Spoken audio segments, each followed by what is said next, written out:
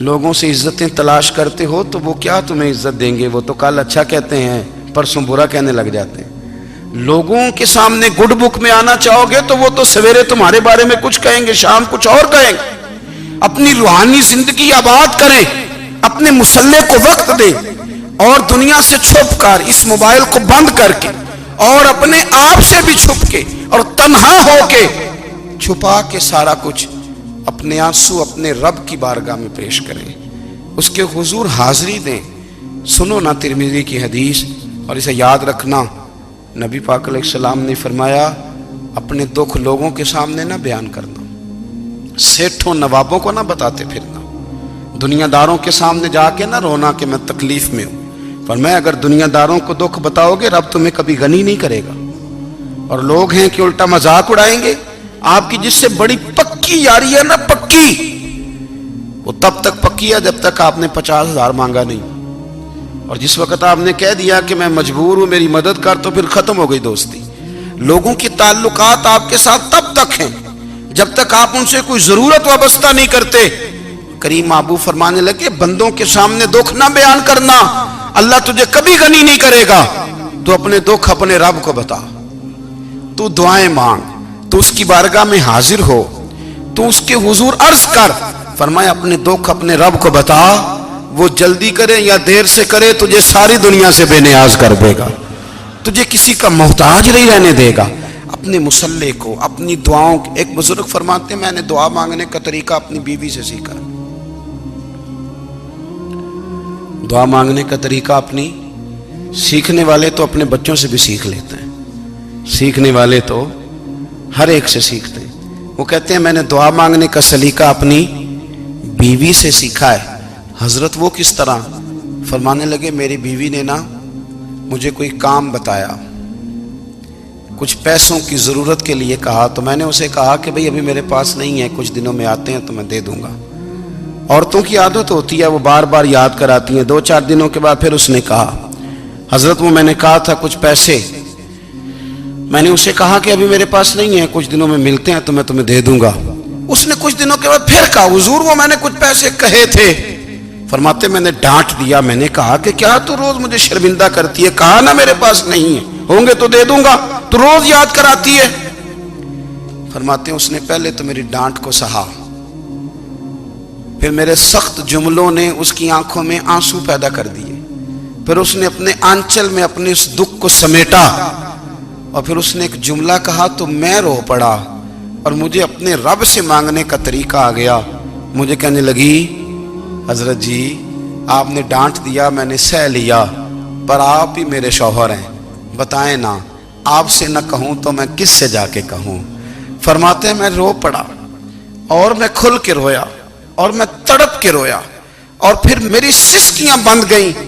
تو مجھے کہنے لگی آپ کو کیا ہوا؟ میں نے کہا مجھے بھی دعا مانگنی آ گئی ہے، جب میں اسے کہوں گا نا اللہ تو ہی میرا رب ہے، میں تجھ سے نہ کہوں تو میں کس سے جا کے کہوں؟ میں کیوں کسی بندے سے سوال کروں؟ میں کیوں کسی دنیا دار سے کہوں؟ میں تیرے بندوں کا، نیک بندوں کا وسیلہ لے کے، تیرے محبوب کی غلامی لے کے تیری بارگاہ میں آئیں، تجھ سے نہ مانگوں تو کس سے مانگوں؟ سمجھ آ گئی ہے؟ جب میں اس رنگ میں مانگوں گا تو پھر رب میرے اوپر بڑا ہی فضل فرمائے گا، وہ میرے اوپر بڑی رحمت کرے گا، وہ میرے لیے آسانیاں کرے گا۔ عزیز دوستو، ہم اس طرح کرنے لگ گئے ہیں کہ ہم نے نا اپنے تعلقات پر اعتماد کرنا شروع کر دیا ہے۔ میرے تعلقات بہت ہیں، ہم نے اپنی دولت پر اعتماد کرنا شروع کر دیا ہے، میرے پاس دولت بہت ہے۔ ہم نے اپنے علم پر، اپنی شہرت پر اعتماد کرنا شروع کر دیا ہے کہ میرے پاس فلاں چیز بہت ہے۔ یاد رکھنا جب بے نیاز اپنی صفت بے نیازی دکھاتا ہے تو بڑی بڑی دولتوں والے مجبور نظر آتے ہیں۔ بھائیو جب انسان کا رشتہ اپنے مالک کے ساتھ ہوتا ہے پھر تو غم بھی کچھ نہیں کہتے، پریشانیاں بھی کچھ نہیں کہتی، پھر تو زندگی صبر والی، پھر تو زندگی توکل والی، پھر تو زندگی بھروسے والی، پھر انسان اپنے آپ کو رسوا نہیں کرتا، دنیا داروں سے امیدیں اس کی ختم ہو جاتی، امیدیں اللہ رسول سے لگا لیتا ہے، مضبوط ہو جاتا ہے، مضبوط، طاقتور ہو جاتا ہے، خوددار ہو جاتا ہے، باوقار باعزت ہو جاتا ہے۔ حضرت بہلول دانا رحمت اللہ علیہ بیٹھے تھے تو ہارون رشید حج کر کے آ رہا تھا، تو رستے میں حضرت شیخ سے ملاقات ہو گئی تو السلام علیکم کے بعد کہنے لگا حضور کوئی حکم ہو تو بتائیے گا. تو حضرت بہلول دنا فرمانے لگے تیرا رب کون ہے؟ اس نے کہا اللہ. تو فرمایا میرا کون ہے؟ کہا اللہ. فرمانے لگے تو بڑا ہی بیوقوف ہے، کیا تو یہ سمجھتا ہے کہ رب ہارون رشید کو تو دے گا اور بہلول دانا کو بھول جائے گا؟ تیرا بھی وہی رب ہے، میرا بھی وہی رب ہے. اس نے اگر تجھے دے کے آزمایا ہے تو ہو سکتا ہے مجھے نہ دے کے آزما رہا ہو. جب اس کی حکمت کے تقاضے ہوں گے تو عطا کرے گا اور دے گا. تو جا اپنا کام کر. بھائی اپنی روحانی زندگی، اپنی عبادات، اپنے وظائف، اپنے روزمرہ کے معاملات، اپنی دعائیں، اپنا استغفار. دیکھو کوئی مشکل کام تو نہیں 2 رکوع ہیں سورہ واقعہ کہ اگر رات کو پڑھ لی جائے تو. میں کس طرح یہ بات بیان کروں کہ تعویذ بانٹنا آسان ہے اور وظیفہ بتانا مشکل ہے. سارا دن تعویذ بانٹیں تو لوگ لینے کو تیار ہیں، اور اگر آپ وظیفہ بتائیں تو کہتے ہیں تو مشکل کام ہے. او خدا کے بندے، اگر آپ کا تعلق قرآن پاک کے ساتھ مضبوط ہو، قرآن پاک کے ساتھ اگر آپ کا رشتہ ہو، لوگ سفارشیں ڈھونڈتے ہیں نا دنیا میں، کوئی تعلق مل جائے تو میرا کام ہو جائے. دنیا میں اتنا مشکل معاملہ ہے، آخرت میں مجھے بتائیے گا کتنا مشکل معاملہ ہوگا. میرے نبی پاک صلی اللہ تعالی علیہ وسلم نے فرمایا جو لوگ سورہ ملک پڑھا کرتے تھے نا، سورہ ملک، یہ سورت ملک قیامت میں ان کی سفارش کرے گی، اور اس طرح کرے گی کہ کہے گی اے اللہ یہاں اس بندے کو جنت میں داخل کر دے یا مجھے قرآن پاک سے علیحدہ کر دے. تو رب فرمائے گا جا اس کا دامن تھام کے اسے جنت تک پہنچایا. آپ بات کو سمجھیں، جب آپ کے تعلقات اپنے معاملات کے ساتھ مضبوط ہوں گے. یہ نبی کریم نے وعدہ کیا ہے کہ تو سورت واقعہ پڑھ تیرے گھر میں فاقہ نہیں آئے گا. حضرت عبداللہ ابن مسعود رضی اللہ تعالیٰ عنہ بیمار تھے تو حضرت عثمان غنی رضی اللہ تعالیٰ عنہ تیمارداری کے لیے تشریف لے گئے اور جا کر کے کہا کہ آپ بڑے بیمار ہیں، آپ کی بیٹیاں زیادہ ہیں، میں چاہتا ہوں کہ خزانے میں سے کچھ مدد کروں. تو سیدنا عبداللہ ابن مسعود رضی اللہ تعالیٰ عنہ اٹھ کے بیٹھ گئے اور کہنے لگے امیر المومنین، اللہ آپ کو میری طرف سے، میری بیٹیوں کی طرف سے بہتر صلہ دے. میری بیٹیوں کو کسی خزانے کی ضرورت نہیں، میں نے انہیں خزانہ دے دیا ہے.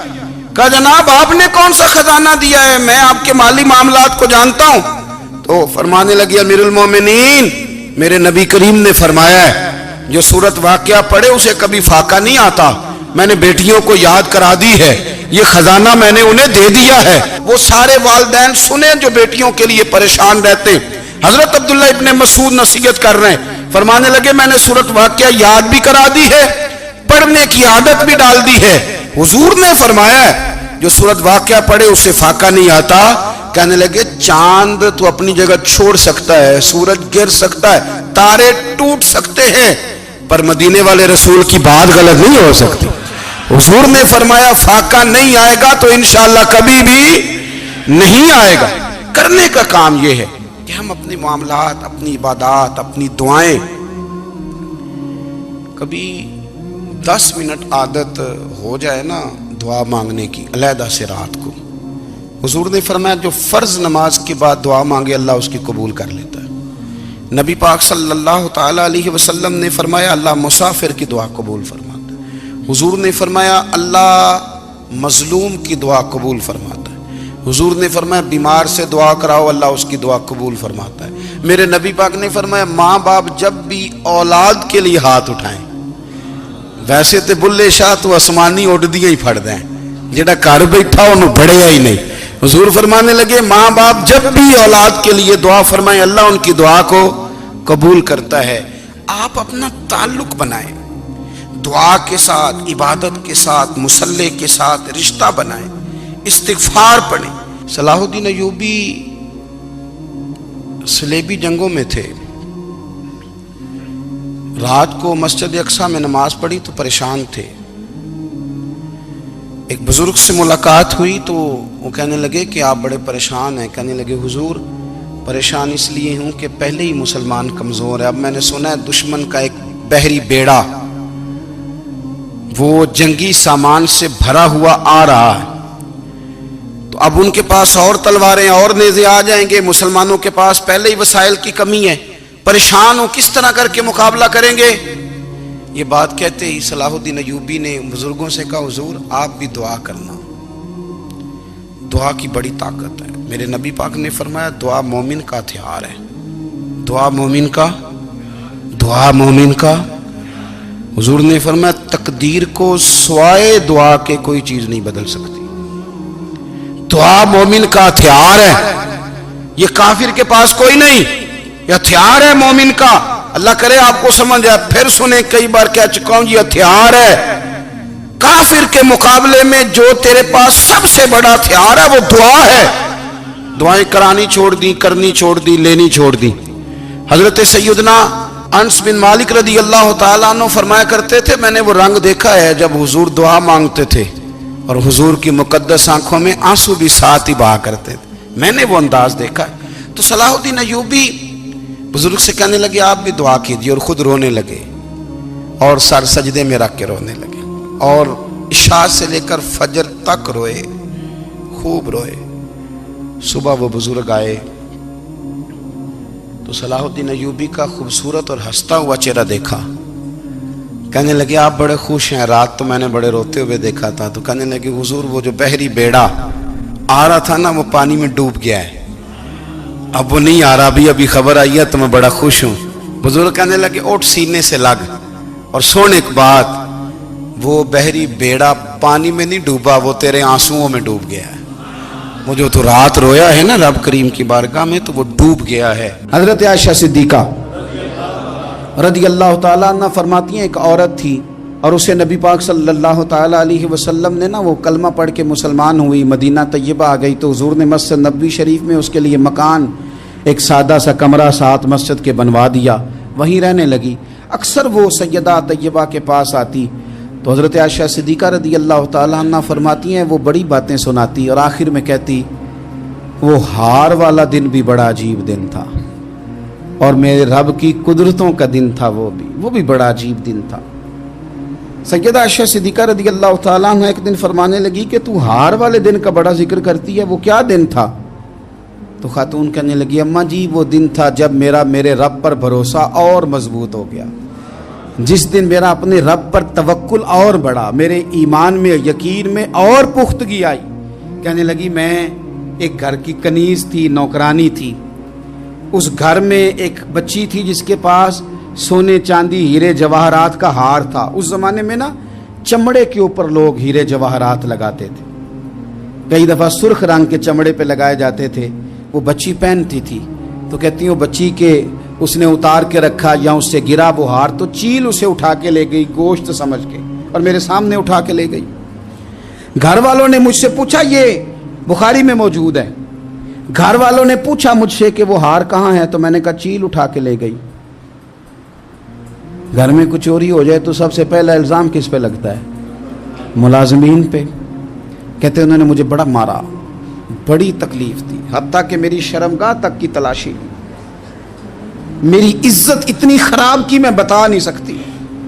میں نے اپنی زندگی میں ایک واقعہ دیکھا، ایک امیر گھر میں چوری ہو گئی، ملازم کو اتنا مارا کہ وہ چارپائی پہ پڑ گیا.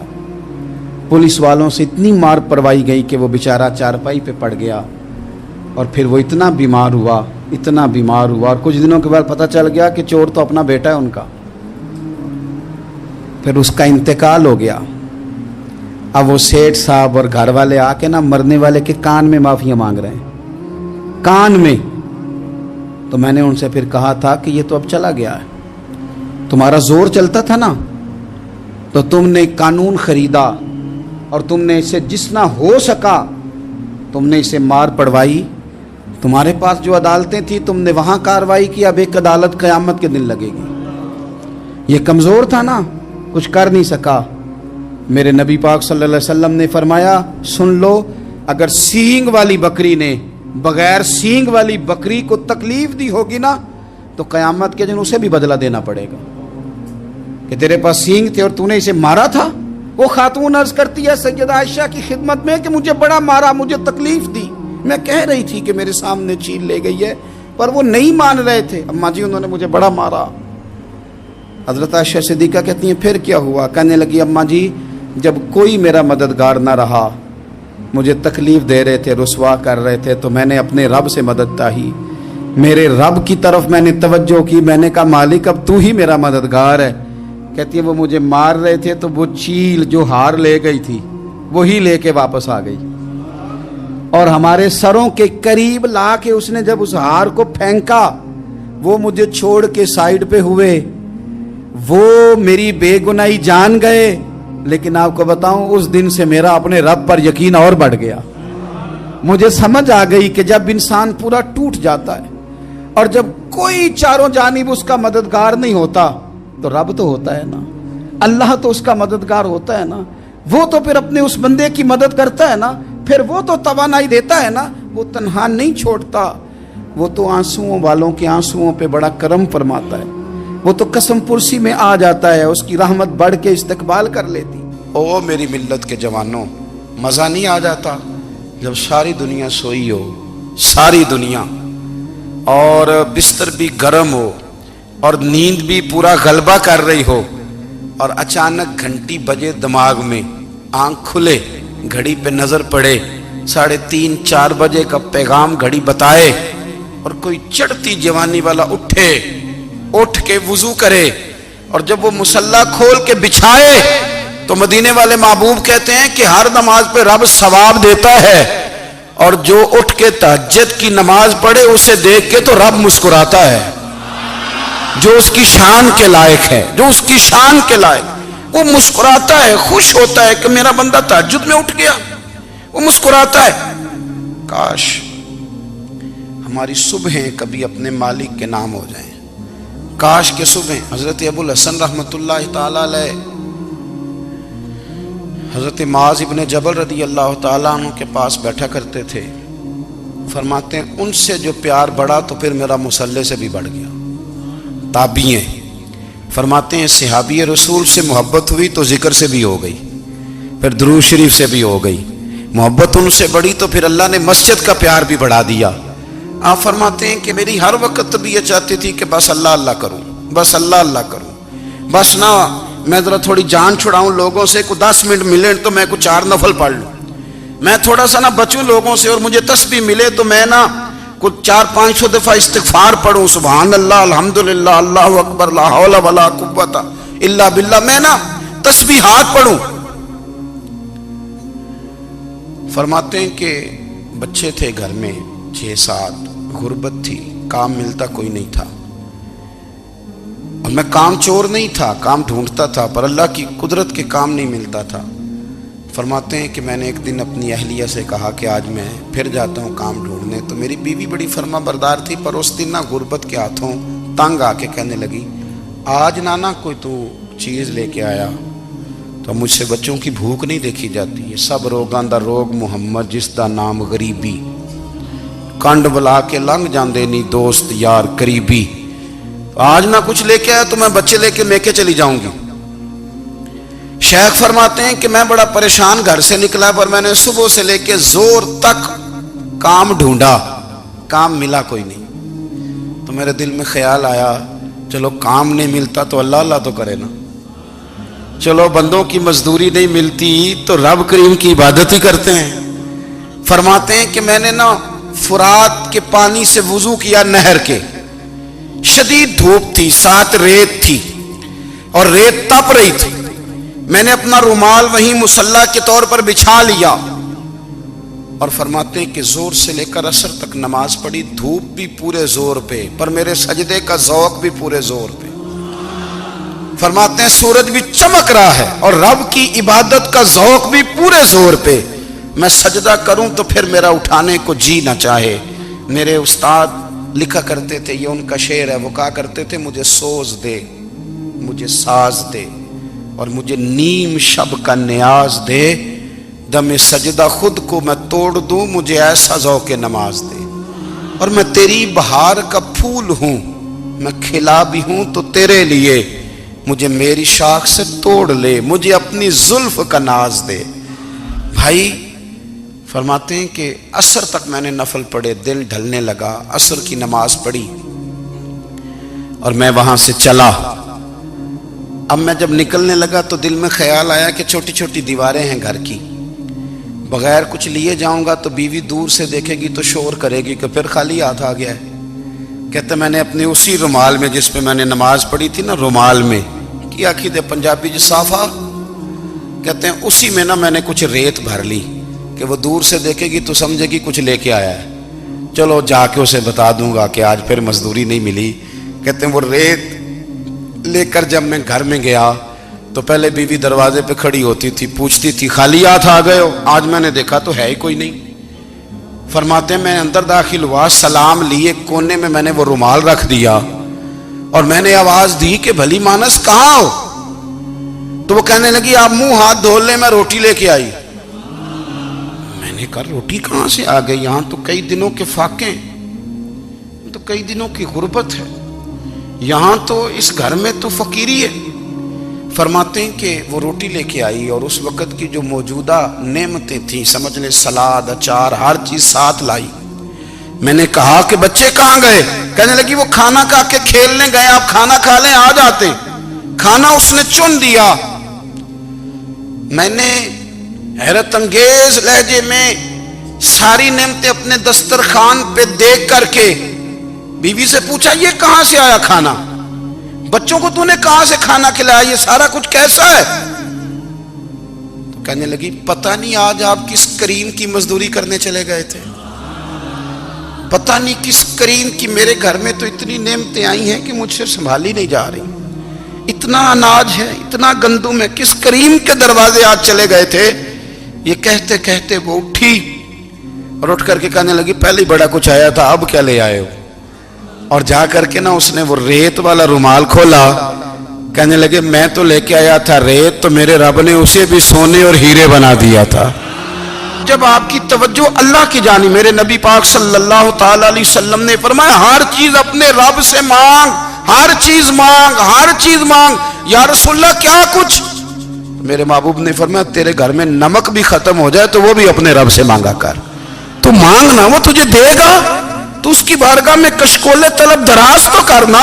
और तिरमिजी शरीफ में अजीब लफ्ज है, रसूल कायनात ने फरमाया, रब करीम फरमाता है जब मेरा बंदा हाथ उठाता है ना तो मुझे हया आती है कि मैं खाली कैसे लौटा दूं इसके।